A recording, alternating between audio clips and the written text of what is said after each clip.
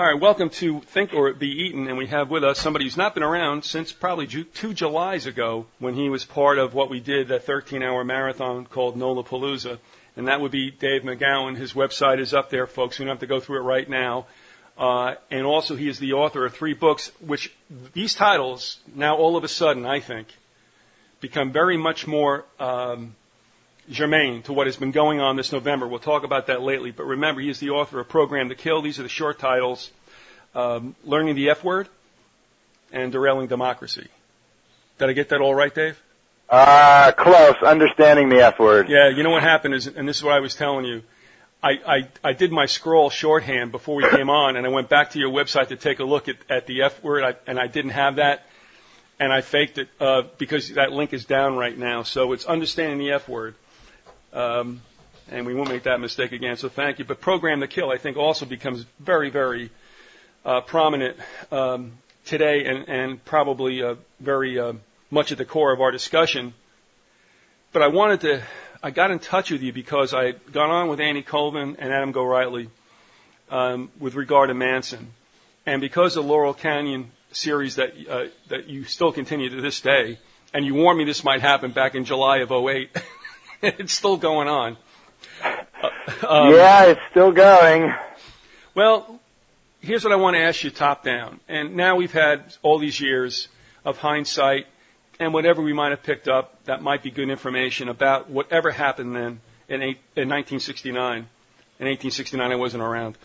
But first of all, I want to ask you this. And somebody had emailed me this, and I never really thought about it in that sense. And then I started thinking in that context, and it seemed like it might be relevant. So let me ask you, for whatever it means, is it possible, 1, that Manson was mind-controlled, and 2, that he was more patsy than perp?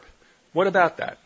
I would tend to agree with both of those assessments, actually. Yeah, I think there was definitely someone pulling his strings just as much as he was pulling the strings of his followers.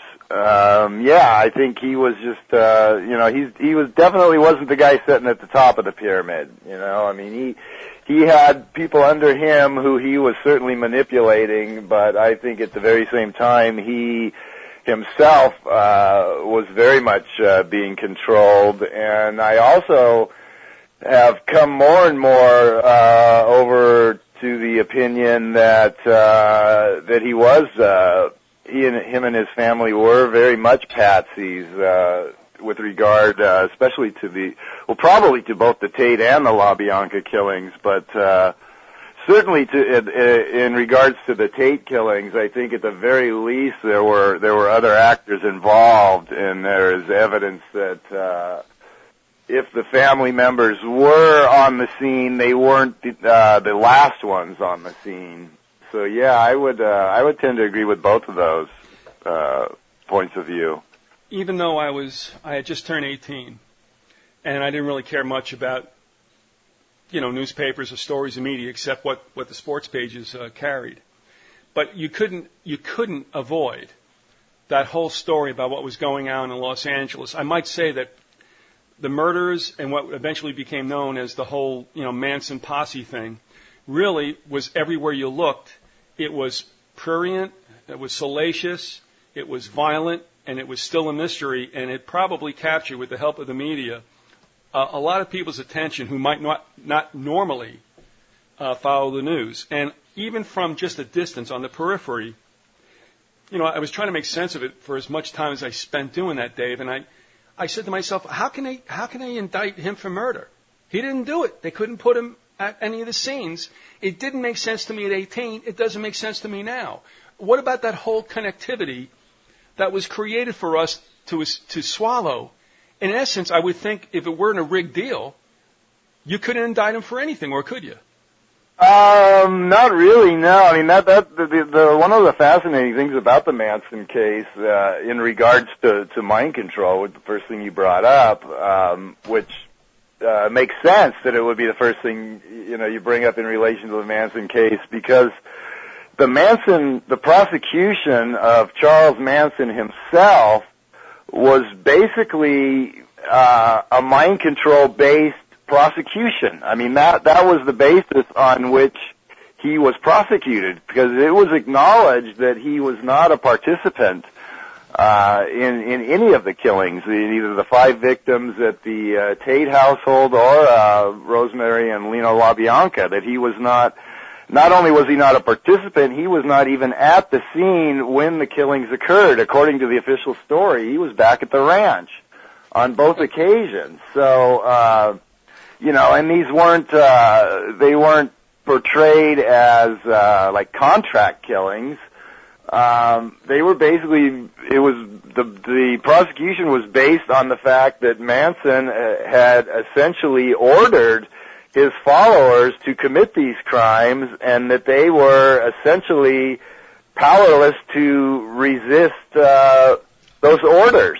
Because other than that, there's really no basis for Charles Manson to have been prosecuted, like you say. I mean, I could tell you right now to go out and kill somebody, and if you go out and do it, that's on you. That's not on me, I mean, just telling somebody to do something is not the basis for a first-degree murder prosecution. They base that prosecution on the premise that he completely controlled his followers.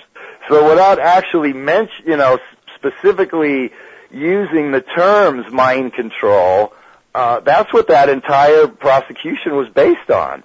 So the irony might be then that the mind control that we, I think, rightfully believe he was under, he in fact was accused of perpetrating upon his followers.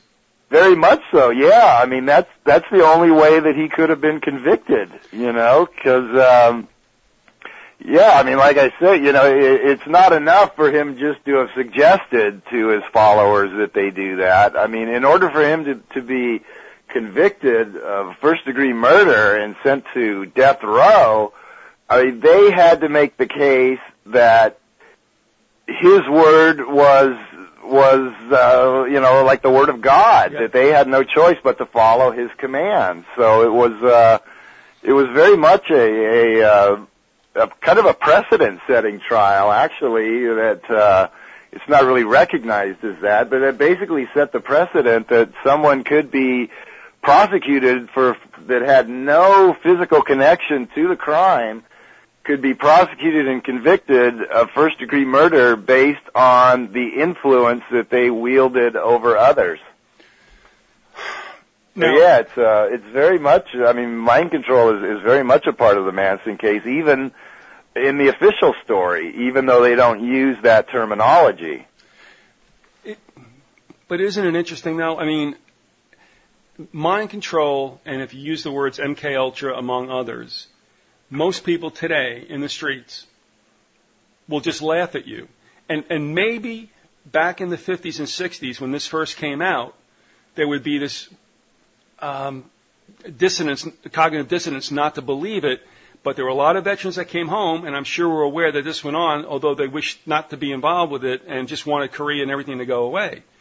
So it was very real, but still in all, people kind of poo-poo that as a real operation. Having said that, one, what is your thoughts about Manson being absolutely a handled spirit?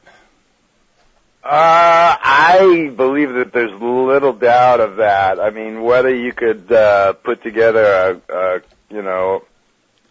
concrete case to prove that, that's another matter entirely. But I mean, just based on all the circumstantial evidence and my own research and knowledge of the subject, I find it virtually impossible to believe that he was not being his strings were not being pulled by higher ups. All right, then. What about those that were in his group? I had done something with Adam Gorightly in back of his book, The Shadow over Santa Susana, where I asked him more about the female principals, because in a way it's not really talked about that much, although it's kind of come a little bit to the fore again, although apparently I'm sure wasted on most of the generations alive today. That Fromm died, and Sarah J. Moore was released, I mean, there's this kind of resurfacing, if you will, for at least a short period of time that brings us back to those murders 40 years ago. But what's the chances that those females and Tex and whoever else might have been under the same mind control that Manson was under?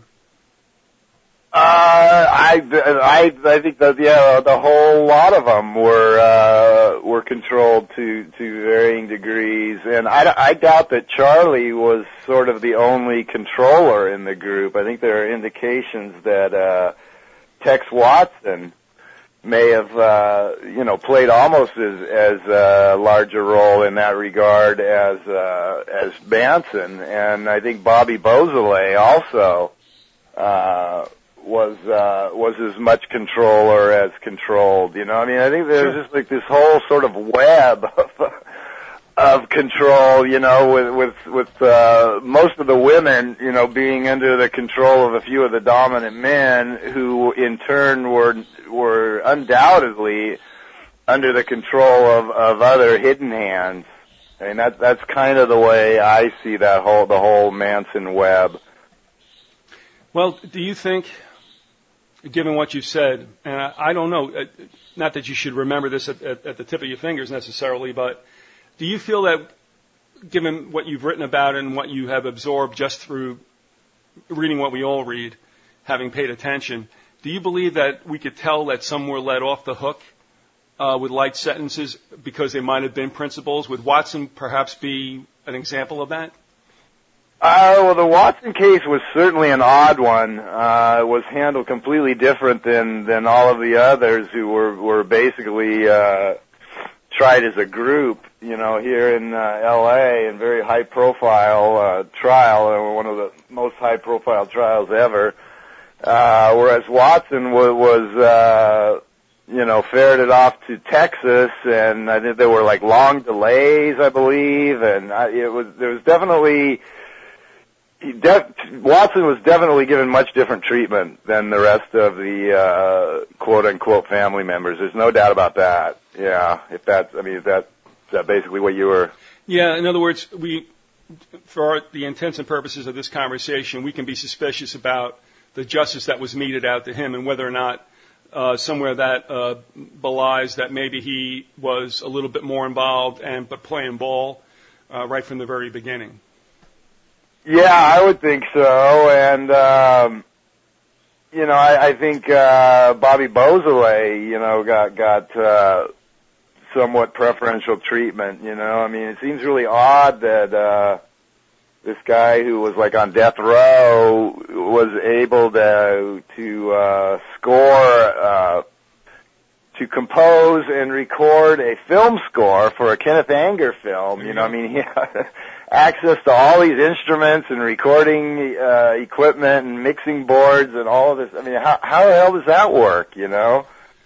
So, I think the people who were more at the top of the food chain were treated differently in their trials and in terms of their incarceration than others. A listener to the show maybe over a year ago had written to me something about Manson and what she thought might be the case. And, you know, I had not devoted a lot of time prior to that to thinking about it, but reading what she had to say or what she speculated about made a lot of sense, because I guess what had happened was she had just encountered a documentary that ran on, whatever cable network, and started to think to herself, this guy isn't capable of this stuff. Well, having said that, I had to admit that made me think a lot about this, and the result of this is talking to you and to Andy and Adam. But do you believe that, we are led to believe that he had such polarizing Svengali type of powers, but in essence, from what you've researched, what is your belief about just his mental acumen and how much of a influencer he was? He was very good at manipulating people. He was very, very good, especially with women. And also, I think he a certain type of women, who were particularly vulnerable to his manipulations were what gravitated towards him, or what he was attracted to. And he definitely had an ability to sort of get into their minds and sense, sort of their fears and their weaknesses and their vulnerabilities, and to play on those very much so. And he was very, very good, and probably still is. From what I hear, he still wields a considerable amount of power in prison. But I think he was. I don't know whether he was. Particularly, he was necessarily incredibly intelligent person. I don't know about that, but he definitely was very, very skilled at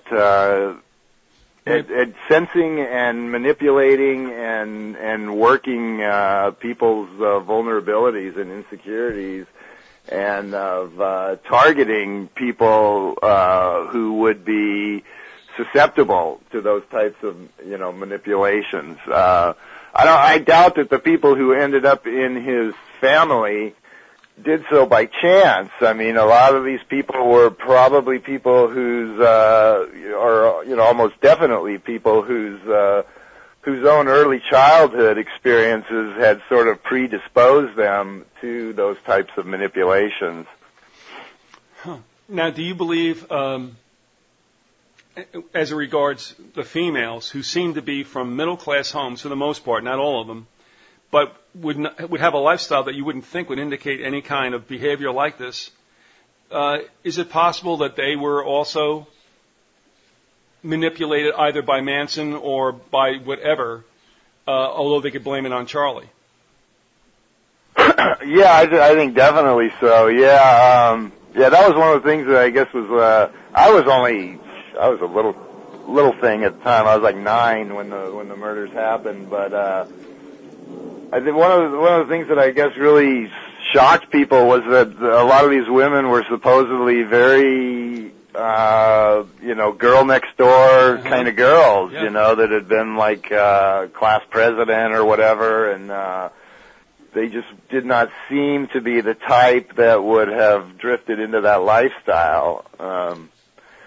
But I think definitely they, appearances can be very deceiving, and if you dig into the past of a lot of these women, I think you would find the same sort of patterns. I know with Squeaky Fromm, her father was reportedly very abusive, and he was very much a part of the military-industrial complex, and there's a lot of common threads in her story, and I'm sure if you really poked around into most of these girls' backgrounds, you would probably find the very same threads weave through their life stories as well. So, can we say about Manson? Well, I won't color the question. Is there any indication he had a superior IQ, or was it just that he was a very compelling personality and scary enough that people didn't want to cross him? I don't know if there's any particular evidence that he had a particularly high IQ. I know that it's frequently said that Ted Bundy supposedly did. Yeah. I've heard some people say that Manson did or does. I don't know if there's any concrete evidence of that or not, but he certainly was very charismatic, and people gravitated to him, and he drew them into his circle quite easily. And not just the people that we know of as his family members, but in regards to Laurel Canyon, a lot of the musicians who were big names back in the day were drawn to him as well, and other Hollywood types, and he was very well connected in the music industry particularly.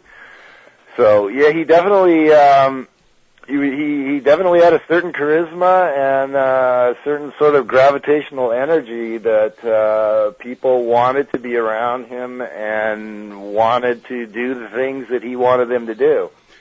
Now, you have that Laurel Canyon series that's on your website, and it's extensive to say the least, and certainly not finished. And you once said, maybe halfway jokingly at the time, back that July '08, that this may never end, and it looks like it may never. And it's not because you're trying to make something extend that isn't worth it, but because it is that much of a labyrinth.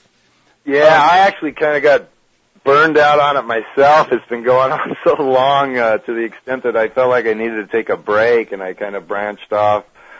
And the last 3 or 4 months, I've actually been off in another, well, I mean, it kind of is another direction and kind of isn't. It's weird. I've done 3 radio interviews this week.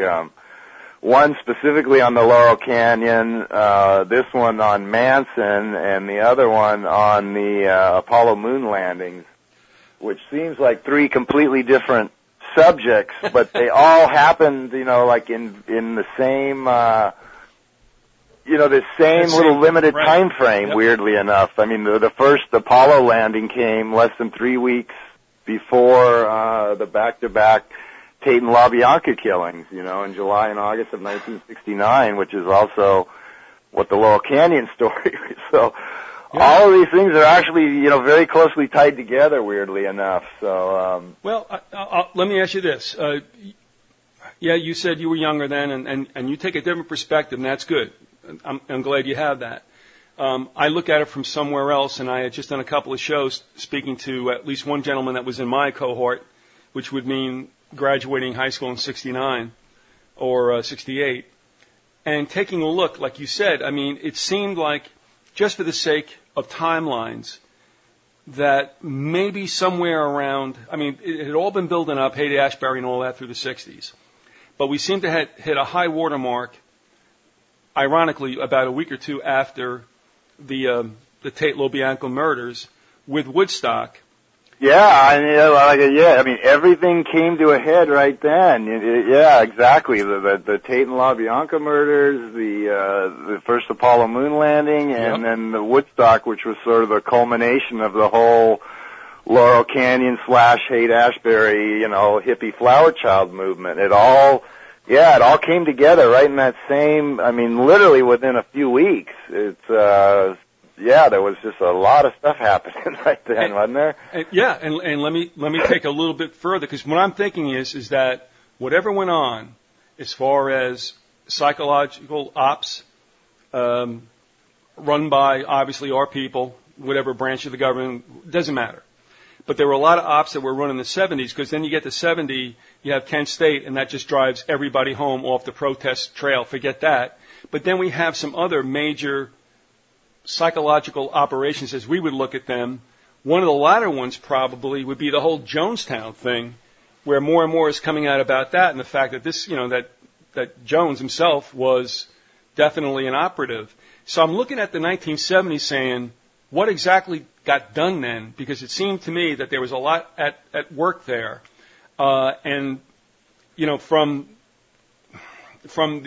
whatever took place in 69, and then flipping over to 70, and they crushed the protest movement in 70.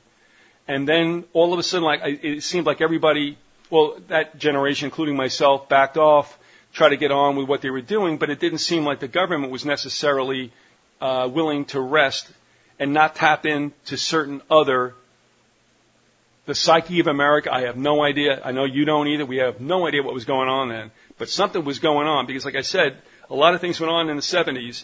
Oh, absolutely, yeah. Like you said, Jonestown, and also the SLA, the whole SLA kidnapping of Patty Hearst weirdness that went on, followed by the big shootout in right here in LA, and burning the house down, and there's no doubt in my mind that was all a black op as well. I think the Manson killings and the SLA fiasco were very closely linked, actually. I think they were sort of one of the purposes, I believe, of the Manson thing was to sort of cast a very dark light on the whole sort of hippie commune idea, and the family was very much presented as a hippie commune, and this was the dark side of the free love, peace movement and whatnot. And in that same regard, I think that the SLA was meant in part to discredit the more radical groups like SDS and the Weather Underground and whatnot. And I think both of those were very much intended to sort of drive the final stake into the heart of the the whole spirit of the '60s. And Jonestown too, to some extent. That was another free love or whatever sort of communal thing gone bad, supposedly. So yeah, there was a lot of weirdness. Yeah. Definitely. And even the release of LSD, which of course there were no laws against because law enforcement didn't know it existed, and yet obviously it was it became more rampant and went coast to coast. Kesey writes about it. Wolf writes about it rather, about Kesey in the electric Kool-Aid acid test. And again, it seems that things started to simmer down at the end of the decade of the 70s, and something else took place. I don't know what that's about. Maybe they came for what they wanted and they got the information they needed for further manipulation, but certainly the 70s, without the war, still saw a lot of very strange things that went on. Yeah, sure did. That was sort of my coming of age decade. My teen years were in the 70s, and it was a very, in retrospect, looking back on it now, much older and wiser. Yeah, it was a very weird decade. Well, there's no doubt about that. Yeah. Well, the photo you have on your book, Understanding the F Word, is a famous photograph that was on the cover of the Daily News, which still to this day exists as, though tabloid in shape, it's not a tabloid, it's one of the heavy hitter newspapers left in New York. That picture of Rockefeller giving a heckler the finger. Yeah. Well. Yeah, I guess that was in the 70s too, wasn't it? That was when he was, like Gerald Ford's running mate or something? All right, I'm gonna throw you this question out as a jump ball. Do with it what you will. I have to laugh. In some of the stuff that I've done with Colvin especially, with the whole state of West Virginia as one of the purlieus of the Rockefeller family, we look at Rockefeller being a vice president unelected to a president Ford unelected. So who goes ahead and tries to pop Ford but Sarah Jane Moore? Where did she grow up? West Virginia. Maybe it's a coincidence. But can you understand why anybody would want to pop Ford who probably couldn't, multiply 2 by 3 and come out with 6? But if he goes down, then who becomes our president? And maybe Nelson went to David and the boys and said, listen, can I just be president for like 2 months? Quite possibly. Ford has some deep mind control connections himself and CIA connections, from way back. Well, wasn't he also involved in one of the commissions about the JFK assassination? Yeah, he was on the Warren. Yeah. He was either on the Warren Committee or he was a spokesman or attorney. No, I think he was actually on the Warren Committee. Oh, no, he was, definitely. He did yeoman's duty on the Warren Commission, no doubt about it. Yeah, Ford definitely had a very dark past, and it amazed me. One of the things that I really kind of found amusing was all the outrage in 2000 when Bush pretty much blatantly stole the election, and all these people were talking about how the nation was going to hell in a handbasket because we'd subverted the whole democratic process and we had our first unelected president, and I'm going, what the hell are you people talking about? Yes. Have you forgotten Gerald Ford? It wasn't all that long ago, and yes. At least Bush actually ran for it and almost won. I mean, Gerald Ford, not a single person cast a vote for this guy, and yet he assumes the presidency, with an unelected vice president. So that was, and yet there wasn't really, from what I recall, there wasn't really a lot of outrage when Ford took office as a completely unelected president. That was very odd. That was another oddity of the 70s, that first the vice president, Spiro Agnew, who was like almost completely forgotten now, was forced out of office, clearing the way for Nixon to appoint Ford. Then Nixon's forced out of office, which Ford then gets to appoint Rockefeller, and then two different people try to take out Ford, which would have given us, two unelected presidents in a row, and yet there didn't seem to be much outrage about that at the time. Maybe I'm mistaken. I don't know. You were a little older. Right. Was there a lot of questioning of that at the time? No. In fact, it's always the same old story, Dave, and it's understandable, and I'm not making fun of it. I mean, people who are further in their adulthood who have families are working, and they're like, okay. Those of us who might have been 20-something and, single without much you could take away from us, all that protest, like I said, it was like Kent State was a warning, with a gun put to your head saying, okay, now you see what can happen to you? And everyone went, okay. So we went on and we kind of groped, or kind of grumbled about it, but that was the end of it. Everybody stopped. As far as I could see, everybody stopped. And things went on quietly, and then we came into that situation with this ridiculous situation with unelected presidents and vice presidents, and nobody said a thing. No, you're right. Yeah, and by the time the 70s had played out, then 80s brought in the Reagan Revolution, and there was this every vestige of the 60s had been completely wiped out by then, I think, and there was people. There's you look now, my God, we're waging two simultaneous wars, both of which are wildly unpopular, and yet there's absolutely nothing out there. There's nothing on the college campuses. There's no marches being organized anywhere in the big cities. There's nothing left, and that was all pretty much wiped out by all the weirdness of the 70s, I think. And we know certain people promulgate a lot of fear with this bit about the police state, blah, blah, blah. And I'm not saying that's not going to happen. I'm sure it's going to happen. But what we're going through right now, and this can change in a blink of an eye, I understand that. Just a certain event can do that. However, going through the late 60s to the early 70s, we still have not reached the craziness and the willingness of cops and other people to split heads with nightsticks. I'm sure that's coming, but we're not right there now. But what we went through, just like you had said, alluding to it either historically or through, family members recounting it to you as well, and for whatever you absorbed also growing up, because let's face it, we're all wide-eyed and wondering what's going on.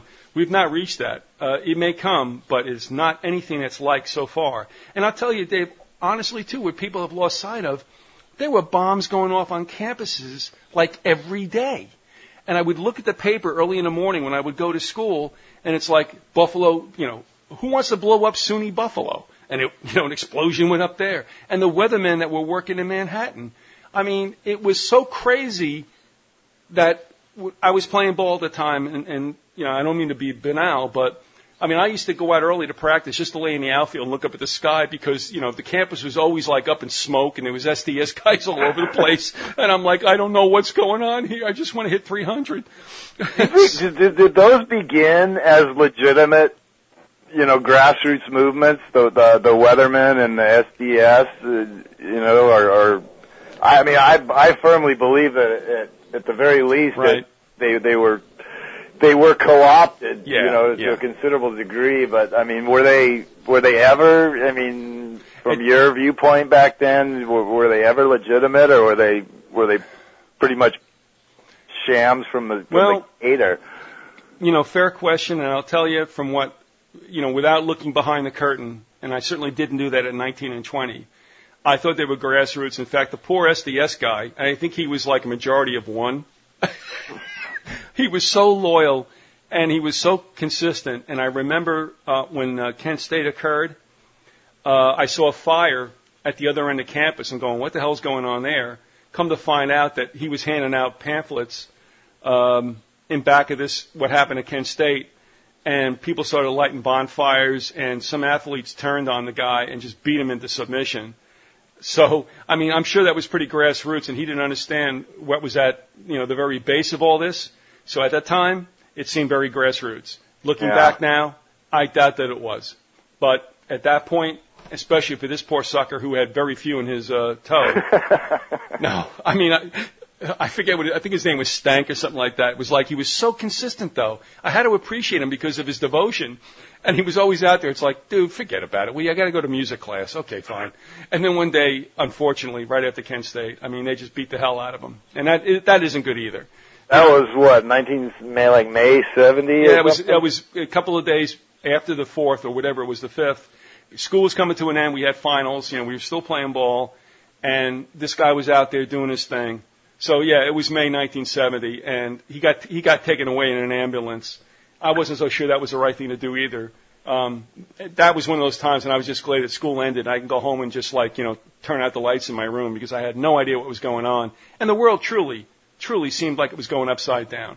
It was a scary time. I mean, I wasn't in Nam. I didn't want to go to Nam, but I could not make sense. Myself and my buddies, we'd get together and go, what the hell is going on? And nobody knew, Yeah.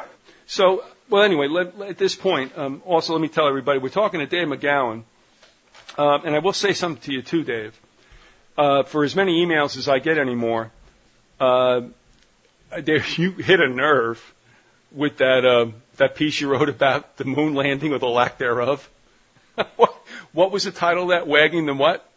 Wagging the moon doggy. Yeah, that's actually the one that's, and I think it's because I included a lot of images with the post. That's what seems to be causing me the most bandwidth problems and keeps dragging my site down. People really seem to like that one. Well, I'll tell you, all of a sudden I got the spike in emails from people I do trust as having a well-developed brain. And they were like, wow, you got to check this out. And it was good, and that's another whole open wound that, of course, happened in the late 69 and 70s. And also, what I want to go to a little bit later is that some of the stuff you wrote about the DC Sniper and how you want to look at that now that we're this many years past it and Mohammed has met his end. But the website, folks, like I told you, will be up along with the links. Also, some of the stories with regard to the DC Sniper will be up. I won't put up the Laurel Canyon stuff because obviously, Dave, I mean, you've got so much there.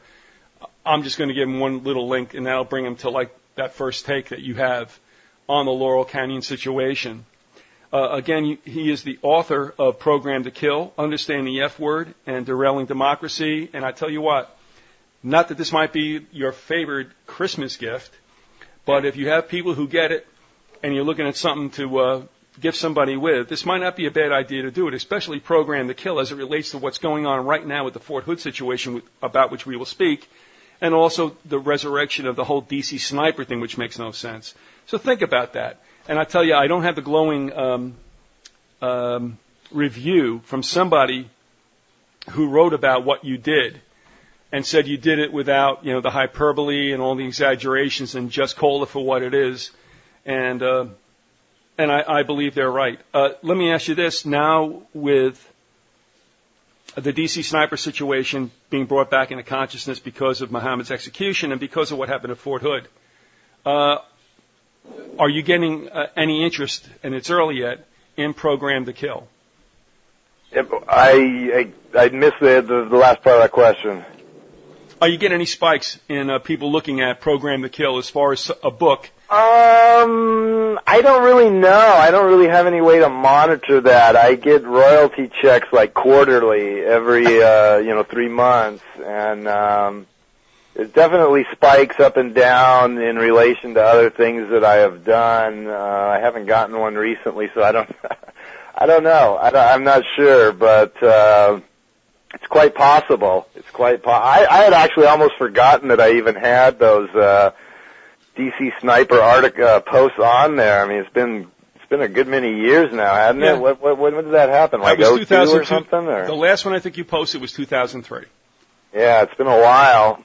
So, but I know people have been rediscovering them on the website because I've been getting emails about them. Right. Okay. Recently, I guess people probably go and Google John Muhammad or whatever, and they're just discovering them now for the first time. But yeah, they've been up there for a long time. I can barely even remember what's in some of them actually. But it's like 3 or 4 posts I think I did on that. Probably 5.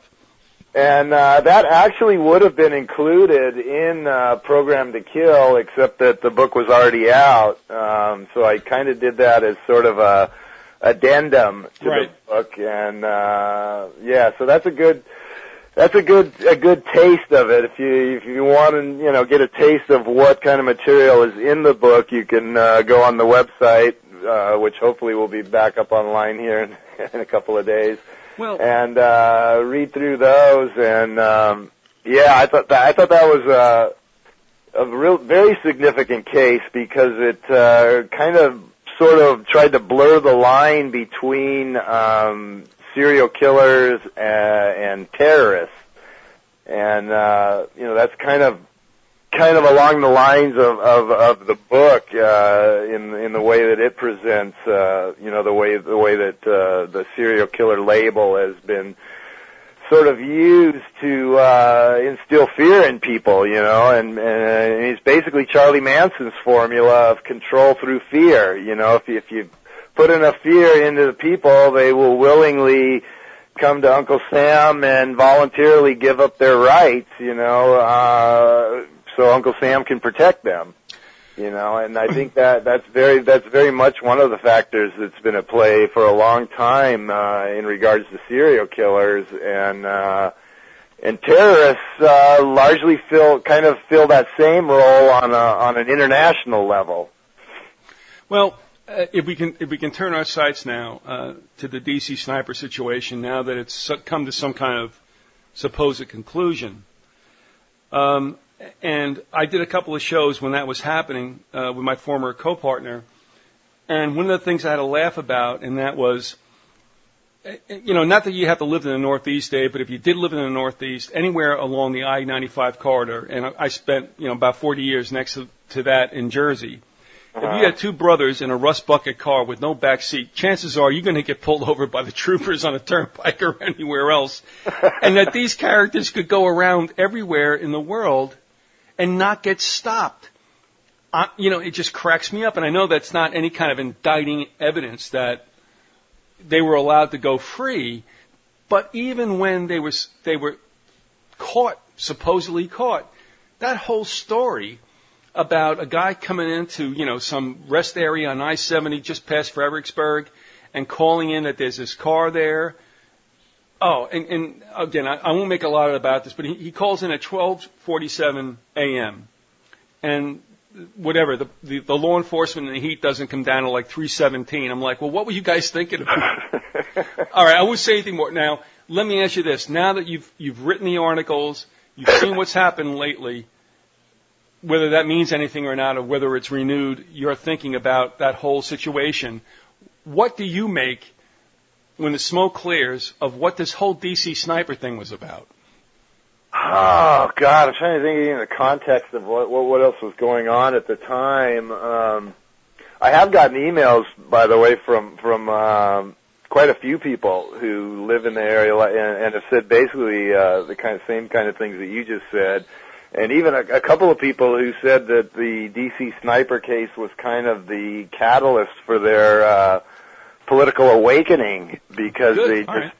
they said they felt like they were like in the Twilight Zone with the coverage of the case and just how ridiculous it was to anybody who was familiar with the area. And they were like, I couldn't believe that all of my friends seemed to be buying into this, and so yeah, for a lot of people that live there, that was sort of like 911 has been for other people, or the siege at Waco, or whatever it is. Everyone has their own whatever it is that they can personally relate to and realize that they're being lied to. That then becomes sort of like the catalyst for an awakening to realize on what a grand scale we're really being lied to. As far as what particular goals were being pursued through that sniper case, without going back and really reviewing sort of what else was going on at the time and how exactly it played out, I don't know that I could really say at this time.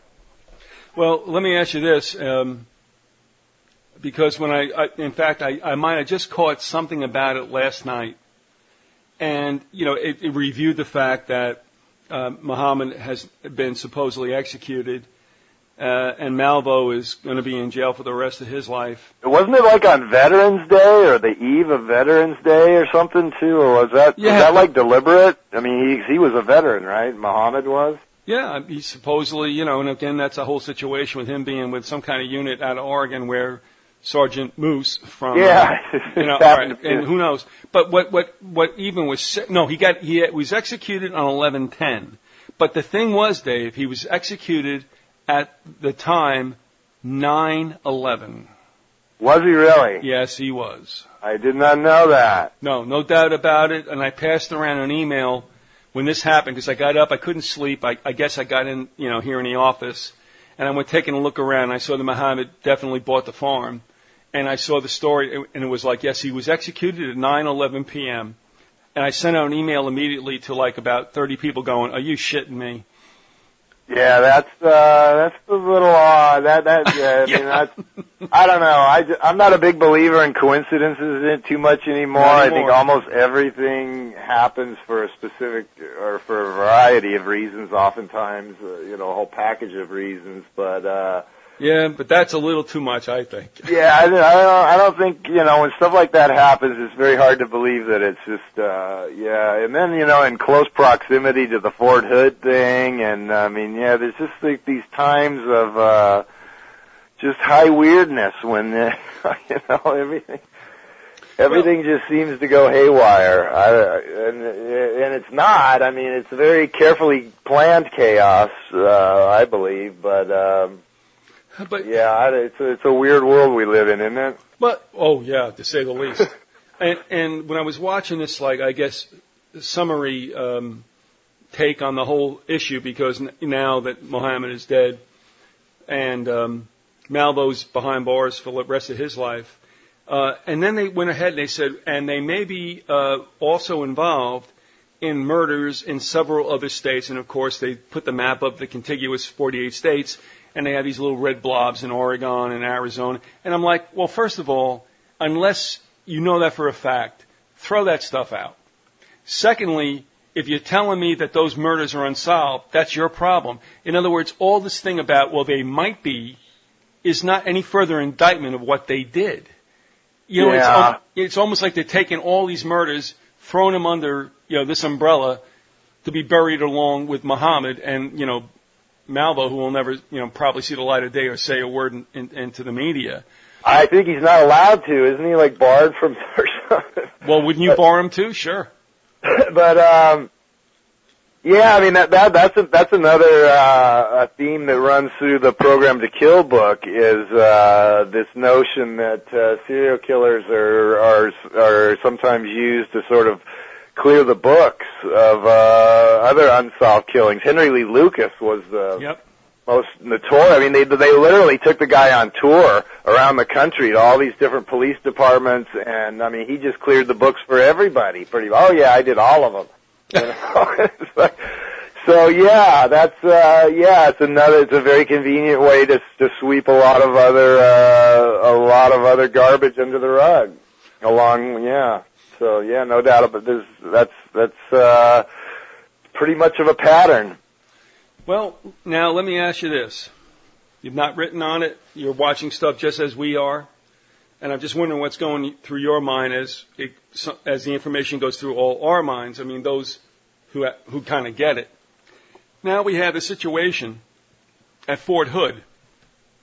Yeah. All right. Well, first of all, and the guy's a psychiatrist, isn't that? Don't you love it? That's the most beautiful part of all, isn't it? But do you see what bothers me on top? And let's take it top down, if you don't mind. You got a guy that supposedly didn't raise any flags to the point where he was able to do this, and then after he does the shooting, if he were in fact alone, which I doubt he was, all of a sudden then you go back and you find out, oh yeah, there were flags all over the place. Dave, what this reminds me of is 9/11, when, the FBI and the CIA had no idea that this was going to happen, and then within an hour had all the perps. You know what I mean? That's another definite pattern that we've seen followed before. I kind of wonder if maybe this guy, he was supposedly about to be deployed I kind of wonder if he was sort of being programmed as a time bomb, and maybe he just went off a little too soon, you know? Well, that's a good point. But I don't know. There's a lot of. How does a psychiatrist armed with a handgun take down like 50 people on a military base, for crying out loud? Well, I got an email from somebody who's now, he's retired naval reservist. And the reason I halted there for a second is because actually when you're a reservist, you're never retired. And you can get called back, and he wonders if that's going to happen. But he wrote me, and he said, okay, 43 wounded or killed with 2 semi-automatic pistols. Are you serious? It's just absurd.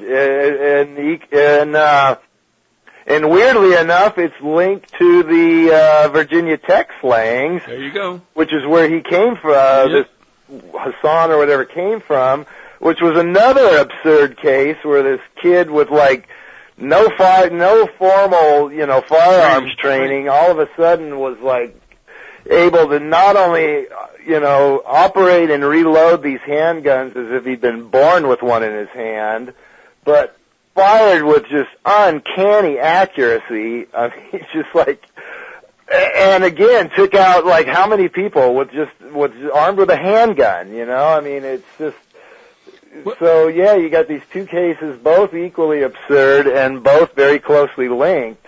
So, yeah, we're, I guess, maybe the 70s weren't so weird after all, Well, I think what might be happening is that we're coming to another point. I mean, what comes around goes around, and I'm wondering if we're coming to another high period. In the 70s you had an unpopular war that was never declared a war that began, you could actually say in 1960. That I remember when when as a kid I read that advisors, quote, advisors were being sent into Laos. And the reason I took note of that is because when you're a kid, how much you know about geography, but the Southeast map had been redrawn, after the French left and there was no more French Indochina. And I'm looking at the word Laos and going, well, that's got a lot of vowels in it. Like, what kind of country is that? And I remember that in 60. And then, I thought the war would go away. And then 10 years later, I'm 19 and it's like, this sucker's not going away. What is going on with that? So, we might be facing another situation. If we didn't have it obviously in 91 with that Iraq thing, but now we've got it since 2001. We're there a long time, and it's not going away. And I'm wondering if we aren't seeing some of the same treatment that the populace got back in the early 60s, now that we're having it. Let me ask you this. Do you believe that the population is being pretty much prepared to be nationalistic and jingoistic, to get their peckers up for a further expansion of the war over in the Middle East? Oh yeah, there's no doubt about it. I think we're being prepared for a state of permanent war, pretty much. Yeah, and that was probably one of the goals being pursued at Fort Hood was to remind the American people why we're at war over in the Middle East, because of how these crazed Muslims.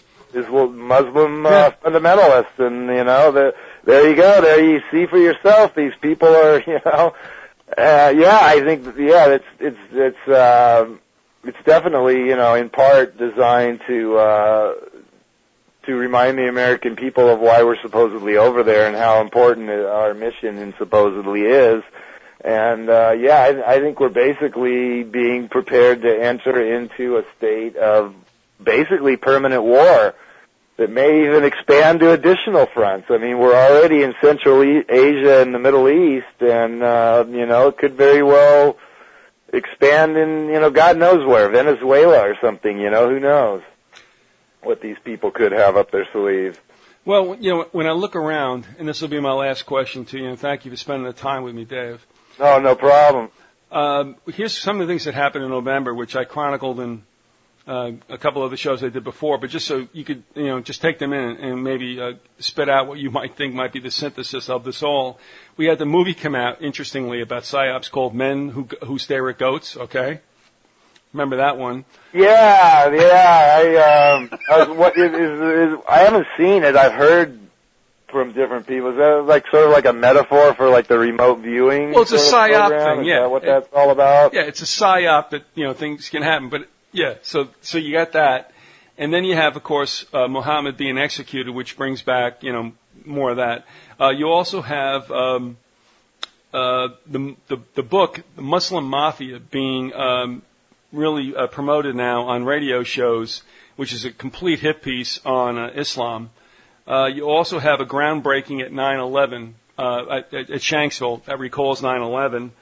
What else do we have that happened? All right. Also, we had the Modern Warfare 2 video game that debuted on November 10th.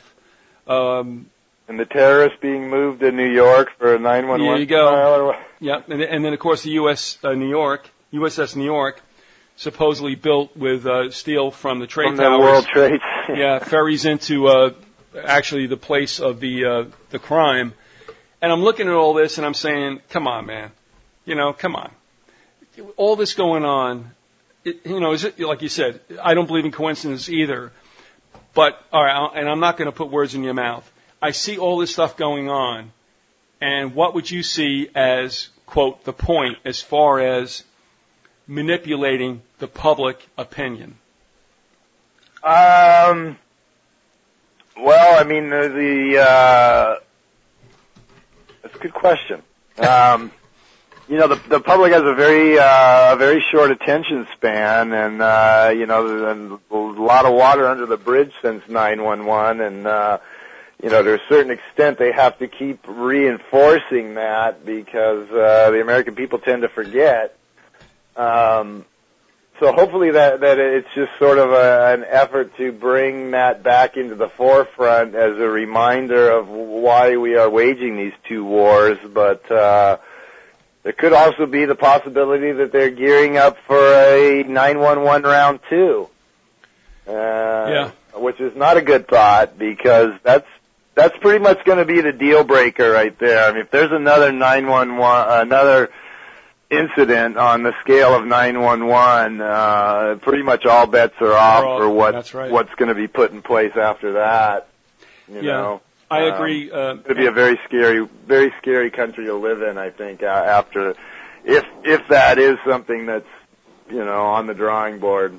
Well, with obviously declining economy and more people out of work, people get pissed off and they need somebody to hate, and the government would do well, I guess, to transfer that hate to some boogeyman outside. Well, yeah, I mean that's another. Yeah, it's we are we're not recovering from this financial crisis, despite the rosy predictions, and yeah, it is only going to continue to get worse in regards to, more people are going to be out of work, more people are losing their homes, more people are going bankrupt, and, it's ripping apart the social fabric of the country, and at some point people are, reach the stage where they've had enough, and they're going to want to fight back, so the government has to, preemptively get something in place to prevent that. So, another 911 style event would justify basically unlimited police state powers, in anticipation of public unrest. But a war machine also would put a lot of people to work and also drive a lot of people into the military, and it serves a whole host of purposes, as it did. Oh, absolutely, yeah. I mean, it channels people's anger in the direction the government wants it to go. It gets people working and engaged in the country's objectives, and all of that good stuff. Well, Dave, we want to thank you for being with us. I know you're busy, and that usually is something everyone says anyway, but in your case, it's really true. I'm glad you're getting a lot of hits there. But, folks, also think about his works as well. I mean, that goes a long way. He's not asked me to do that. But, honestly, if you would take a look at his titles, you might be better edified by reading them, and I would hope you would avail yourselves of them. Dave, your website is going to be up on with the links, and also your past show with Program to Kill, which you did with me about, who's how long ago? Probably 2 years. And probably about that, yeah. Yeah, but thanks for coming back. I really look forward to it, and you didn't disappoint. And I thank you very much for spending the time with us, and hopefully we can talk a little bit further down the road. Hey, no problem. Always good to be here. Wish I could have been a little more energetic. I've been a little under the weather for a few days, but hopefully I did okay. You did okay. And if that wasn't energetic, I hate to see you when you're in your A game. All right. Thank you very much, Dave. We'll see you soon. All right, man. All right. God bless you. Bye.